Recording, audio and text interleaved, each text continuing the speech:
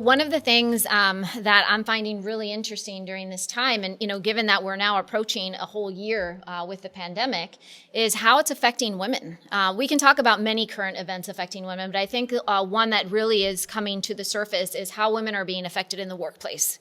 And if we look at some of the studies that were published in 2020, you have the Department of Labor coming out prior to the pandemic, actually that was in 2019, talking about how women had actually gotten to the point where they were the majority in the workforce. They were 50.4% of the workforce. And then another Department of Labor report came out in September of 2020 that talked about how women have been disproportionately affected by the pandemic and having to step out of the workforce. 865,000 women alone in the month of September, 4 times more than the men. And so I think really understanding how women are being affected and what that means, not just to the pay gap between men and women within the workforce, but just the thought leadership that women bring and that being taken from the workforce, and how long will that take to get back. There are some additional studies that have said if you are out of the workforce for more than 8 months, it's 50% harder to get a job. Well, approaching a year in the pandemic and these women having had to step out to take care of whether it's their children or elderly parents or for their own health because they needed to protect their own health.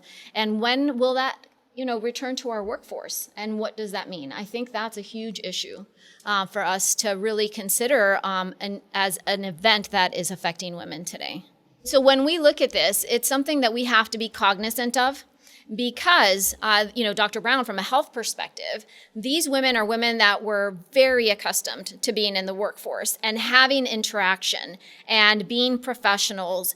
And all of a sudden, they're now at home every single day. And now they've become not just the mom and the wife, or the single mom who's now home and trying to figure things out, but they're also now becoming the teachers. And how are they teaching their children and getting them through the school day in a hybrid fashion? So from a health standpoint, is there anything that you might be seeing that's affecting women due to this?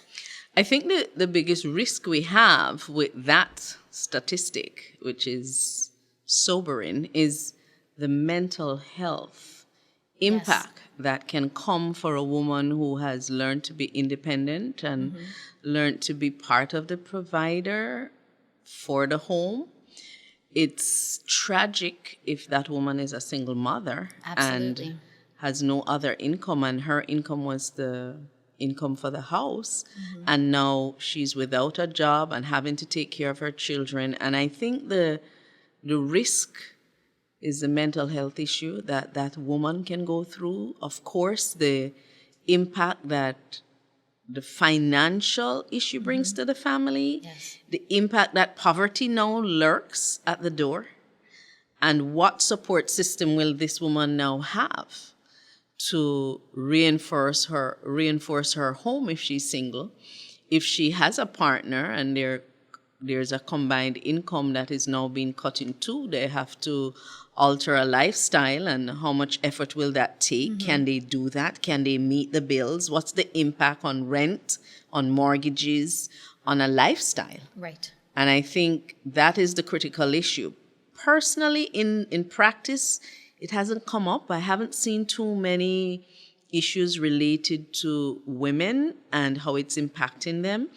Women have lost jobs, which impacts health insurance. Absolutely. And so what we do in our practice is we definitely offer health care at a lower cost. We tell our patients, you are our patient with or without insurance. And we do what we have to do to help our patients. And if it means sometimes not taking a copay or not taking a payment, we've been known to do that even before the pandemic. I think that's wonderful, because I think one of the misconceptions out there through the research that I've done is that just because you become unemployed, all of a sudden you have access to healthcare or free healthcare or reduced healthcare, whether it's through Obamacare and others. And a lot of the women that have lost their jobs, either because their companies did a downscale or because they chose to leave the workforce to take care of their children, a lot of those women were at higher paying levels, and coming out of the workforce and now having to look for health insurance, it's based on the W-2 from the previous year. So they may not qualify for some of those benefits that others would qualify for.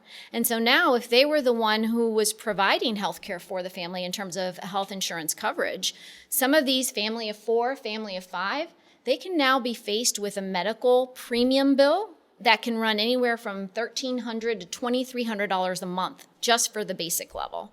So I think that it's an event which is affecting not just women stepping out of the workforce and what that means to us as an industry across all industries, but also what does that mean from a healthcare perspective. Yeah. The other thing is really looking at it in terms of when you're talking about bringing community together. And women that used to be they'd have coffee talk or they'd have someone to go out to lunch with. And now they're home all the time. And yes, there's that mental health aspect of it, but there's also the community aspect of it. And how do you find that? And how do you now maybe, we talked in a previous episode about finding someone to go walk with, right? Mm-hmm. To keep your heart healthy. Maybe there's now something else that women can be looking at as, are there other people on this block or in this neighborhood that I can pull together with? And maybe that's part of the physical education for the children, but also a way to keep community and also to keep your heart healthy. Right, that social connection. Exactly. So maybe getting together with neighbors would be a good way for women to support each other. We don't want women to be idle so that we don't get into the fantasy of what Veronia was talking to us shared about with before. us last session is the concept of being idle and not having quality time with family, children, spouses. Right. But if they could find community in neighbors, I think 2020 has taught us the value of Zoom. Yes, absolutely. So we could have Zoom connections. I do know that there are still many churches who in their small groups are meeting through Zoom and through various platforms that allow that kind of virtual technology to interact. Families have been doing that a lot. Those families who have avoided getting together and the possibility of spreading the virus, they have chosen to do WhatsApp connections. Yes. They have chosen the Zoom kind of connections, and they do it on a very regular basis so that they can build community and keep the social connections and encourage each other as they're going through the alone times or the feelings of isolation. Exactly. But one of the things that I'm thinking about as you're talking, Laura, is that we may not have seen the impact yet. Agreed. Of women leaving the workforce. Because for 2020, I found a lot of women would postpone. I'll do it next year. I'll do the mammogram next year. Yes. I'll go get my eyes checked next year. I'll go and get my annual woman's exam next year. That postponement, we won't see the repercussions until another year from now. Yes. What did we miss in 2020 because we postponed for whatever reason? I have no health insurance. I'm scared of the virus. Those kinds of things. So I think we're yet to see what the current effect is that's coming down the road. That's my thought. Yes. I want to go back to the community, the neighbors and all that. It's ironic because a lot of times prior pandemic, you go to work and you're there basically all day. Some of us late afternoon. So the time you get home, you just drive into your car garage or you go into your front door and you don't see the neighbors. Right. Some of us don't even know who our neighbors are. But what the pandemic has allowed us to do, because just about everybody's working from home and you need to get out there, take a break. It's not like you could go out and have lunch at a restaurant with your girlfriends or with your coworkers.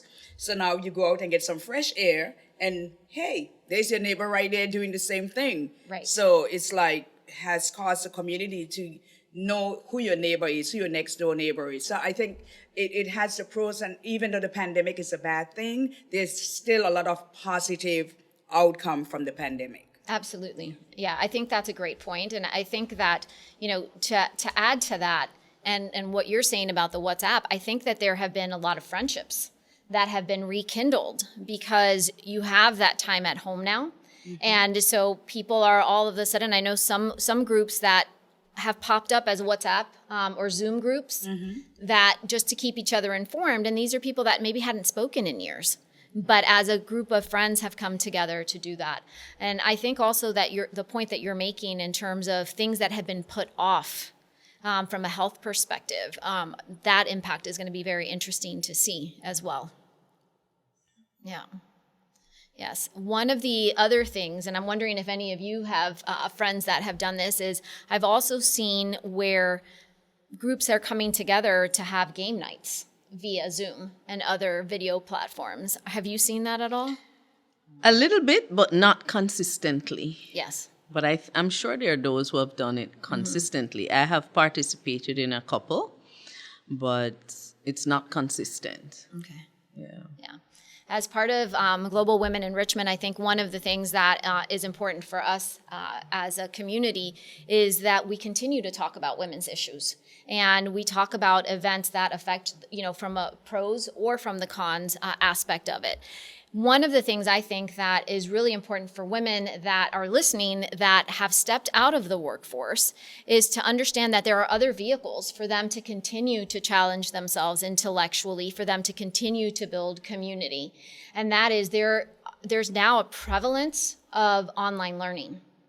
And this might be a great time for women, while your child is doing their schoolwork and they don't need you physically there, you could be doing schoolwork too. And so I am aware of women that are now deciding to go back and get either their degree for the first time because they never were able to pursue a degree, and there's different avenues that they can do that, or they're going out there and they're looking at LinkedIn has LinkedIn Learning. And you can take different courses which are very quick to take. You have other vehicles out there where there's a ton of free courses online. And as funny as it may sound, we are talking about the workforce, but there are some skills that women never had an opportunity to develop. And something as simple as how do I change a tire and going on to YouTube. Now, if you're my sister, you're going to say, I'm never going to change a tire. I'm calling AAA or somebody else to do it. I get it. But there are different skills that we do need to be able to manage for ourselves if needed. And the other thing has been the prevalence of cooking. Now we're home, so there's not as many people going through the restaurant industry and picking up on the go because you are home. And now a lot of folks have taken up baking. So a lot of women that I know are, sourdough bread baking. I mean, who had heard about that before? And everybody's talking about it now. And so while the current events have really affected women in the workplace, I think they've also given the time to explore other areas of interest, which I think is, the next point I want to talk about is how the women that have stepped out of the workforce are reinventing themselves.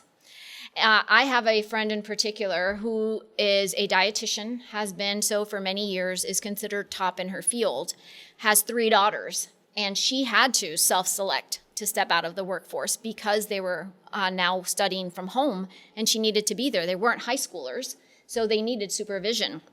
And she's saying, well, what can I do from home now? And she's decided that she was going to take some online courses. And she's trying to determine what is that next step? What does my career look like when I can go back? And will I be doing the same thing or will I be reinventing who I am? Have any of you come across folks who are doing that? Personally, I haven't. Thank God. Well, not that it's a bad thing. It's always a good thing to reinvent yourself, right. Of course. But the company that I work for, I honestly don't think that with the pandemic, and I guess we are blessed because they have not laid off anyone. That's wonderful. So that is a very good thing. But I would encourage women definitely to continue to reinvent yourselves, whether during the pandemic or outside of the pandemic. Exactly. It's always a good thing because to me, life is something like evolves, and you always need to continue to be up to speed with new things, new skill sets. So yes. It's never a bad thing to reinvent yourself. Absolutely. I have a very good friend who lost her job during the pandemic and is doing a phenomenal job of reinventing herself. and is also helping other women to do that. And I think one of the things that you bring to the forum, Laura, is the ability to encourage people.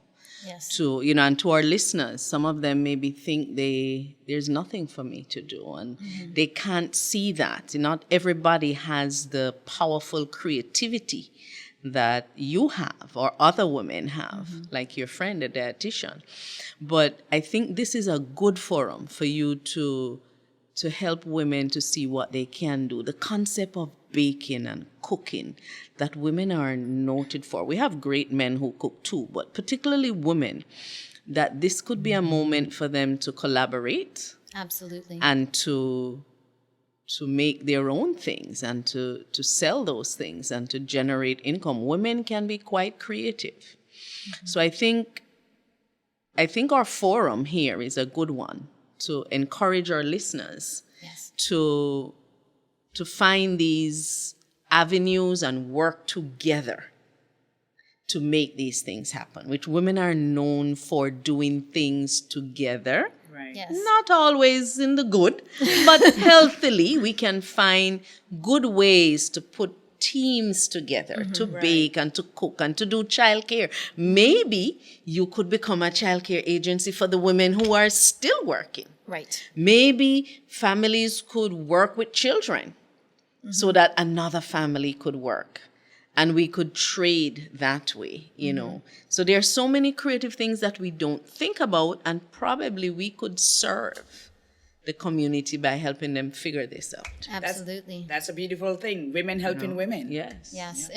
When you're talking about women baking and coming together, made me think of a story I came across not too long ago. There's this woman, I think she's based in California, and she is a mom who was trying to find other revenue streams for her family. And she was great. I know it's not the healthiest, but great at making candied apples. And she started selling candied apples, and she started getting a lot of people asking her, well, how do you make these? She said, I just buy the stuff at the grocery store. I'm not creating anything myself. Well, she decided to create her own digital course on teaching other women on how to make candied apples. Well, wouldn't you know it? She's put this together, and she has almost matched her income just in selling that digital course on how to teach others how to make candied apples. Wow. So the ability to really reinvent yourself, or maybe it's not reinventing, maybe it's, hey, I am still in a job, but I want to add to it. Right. Or I had to reduce my hours or reduce my pay due to the pandemic, and I need to add to it. Maybe there's other ways. If someone can do it with candied apples, I think we could all look at what the possibilities are. Hey, someone did it with nail polish many years ago. And how it happened, from what I read, is that she had to go to this event, formal event, and she was looking for blue nail polish, actually. Yes. And she could not find it anywhere. And she took the two colors that she had together and she mixed them, and it came a blue. And so she started developing. And that's how the blue nail polish came about. Wow. At least that's what I read. Yes. Yeah. That's really interesting. Sometimes you do not know what you can accomplish unless you're faced with a situation. Absolutely. Absolutely. And that goes to another point I'd like to share with our audience is so many companies were resistant to allowing not just women, but men to work from home. And that really did affect family life. It affected, to the point you made, neighborhood life, right? Because no one was, really out in the neighborhood. You were rushing from work back to home. And I think that this has really allowed the employers to take a look at what is feasible and who really needs to be in the office and who does not. And what flexibility can we have with our workforce? And hopefully that in and of itself will allow the women to come back quicker than maybe some are thinking. It's amazing because in our practice, so many people are working from home. Yes. We never thought that we could work from home. It's amazing. Yes. And I'll never forget in March when my boss said, that's it, everybody pick up your computers and go home. And for 3 months, we all worked from home. Yeah. In June, we brought some people back. And today we still have several people working from home, and it is wonderful. Mm-hmm. And I think that is such a wonderful development out of the pandemic. Absolutely. It's there are pros and cons with that, with everybody working from home, at least in the type of work that I do. Because like prior pandemic, you go to work and you're out there all day, and then you come home, and when you come home, you're definitely not signing back on. Right. But now with everybody working from home, then everybody's working from home all hours of the day and night. So that's the downside to it. But I think that depends on the person. You have to put in place your own boundaries. Right. Yes. And I believe that before the pandemic, just the advance in technology and everything being in the computer, we have our computers and our laptops at home. So you have to put in boundaries not to open that laptop. Open them, yeah. So before the pandemic, you had work with you all the time. Right. With the pandemic and moving home to work from home, we still have to have those boundaries. We still have to decide what time is home time, what time is family time, what time is my time and me time, and what time is work time. Right. And what time is sleep time. That Exactly. too. And if you're like me, they could all flow into each other, but we can set those boundaries, and we're mature enough to do that, I would hope. Mm-hmm. You know, but these are significant events, Laura, that women need to think about, and we want our audience to know that we are thinking of you and the possibility that you are enduring some of these issues, and we want to invite you. At this table, there is so much experience, and we want to invite you to send us your questions. You know, Venoria told us the email is gwenrichment.com. Send us your questions. Help us to understand what you're going through because of the pandemic and how it's affecting your life, your lifestyle, your children, your relationships. We want to be a part of your solution. What do you think, Laura? Absolutely. And the way I look at it is we can all help each other. And if our audience is sending in the questions, we have folks that we interview all the time. Maybe there's someone else we can bring to the table to help answer those questions. The other aspect of it is, as you're talking about boundaries, you know, it would be interesting to hear not just the questions, but the stories. How are some of the women in our audience, and the men as well that are listening to us, how are they looking at the new workplace? How are they looking at the new way of living, let's call it? And share with us your stories as well. That would be great to hear. So thank you so much, Laura. That was very insightful, bringing to us and explaining to us current events that are affecting women during this pandemic time. So having said that, like Dr. Brown said, if you're out there and you have questions, please feel free to reach out to gwenrichment.com. We're here for you. We want to hear your stories. We want to be able to help you with whatever situation you may be facing during this time. Next week, before we close, just to let you know, next week we will have again the lovely, the one and only Dr. Sandra Brown. And Dr. Brown, please tell the audience what you would be discussing next week. I'll just be telling you my story and how I've gotten to the place in life where I am content. And I feel like I have accomplished and I am living in God's abundance. So come prepared to hear that. It's simple, but I think it can help you. For our audience out there, not only do we bring amazing conversation and topics to discuss together, but we also have other ways of really helping our audience. And that includes free getaways. So that could include being part of our raffle, which Venoria will be leading us through during our next session. So if you'd like to be one of the winners, I would say make sure you go on to our website, gwenrichment.com, and become a subscriber. That will allow us to continue to stay in touch with you, but also you may be that lucky winner next time.